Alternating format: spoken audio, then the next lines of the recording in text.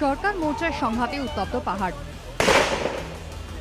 পাহাড় থেকে মুখ ঘুরিয়ে অনেকে তাই ঝুঁকছেন ডুয়ার্সের দিকে। কিন্তু পর্যটনের এই ভরা মৌসুমে বন্ধ উত্তরবঙ্গের সংরক্ষিত বনাঞ্চল। জলপাইগুড়ির গরুমারা এবং আলিপুরদুয়ারের জলদাপাড়া অভয়ারণ্যে ঢোকার অনুমতি না থাকায় হতাশ পর্যটকরা। বৃহস্পতিবার থেকে এই দুই অভয়ারণ্যে 3 মাসের জন্য পর্যটক ঢোকা বন্ধ। নিয়ম জারি করে বন দপ্তরের কর্তারা জানিয়েছেন, বন্য প্রাণীদের প্রজনন ঋতু শুরু হয়ে গিয়েছে। বন্য প্রাণীদের যাতে কোনো অসুবিধা না হয় তাই প্রতি বছরে এই সময় বন্ধ রাখা হয় অভয়ারণ্য। जंगल तो हर साल जो है, हर साल की तरह 16 जून से लेकर के 15 सितंबर तक बंद रहेगा।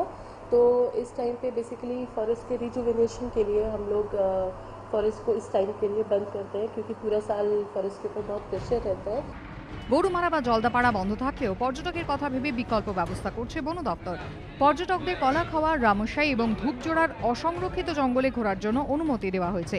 हम लोगों के जो इको टूरिज्म के जो कॉटेजेस हैं बेसिकली आपका धूपजोड़ा गाजपारी, देन कालीपुर में है, देन रामसाई में है, तो वहाँ पे आके टूरिस्ट आ सकते हैं। और अगर मौसम अच्छा होने से एलिफेंट राइड जहाँ जहाँ पे पैकेज में इंक्लूडेड है तो वहाँ पे कराया जाता है।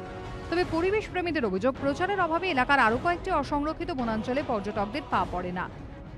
বন দপ্তরের কাছে কিছু রিজার্ভ ফরেস্ট আছে, মোড়াঘাট, তারপরে হচ্ছে খুঁটিমারি, এদিকে বোদাগঞ্জ। বন দপ্তরের ইনফ্রাস্ট্রাকচার আছে, থাকার ব্যবস্থা আছে।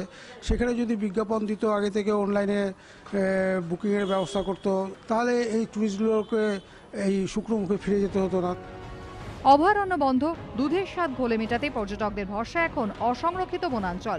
বন দপ্তর সূত্রে খবর, 15 সেপ্টেম্বর থেকে ফের খুলবে গরুমারা ও জলদাপাড়া অভয়ারণ্য। রাজা চট্টোপাধ্যায় রিপোর্ট, এবিপি আনন্দ, জলপাইগুড়ি।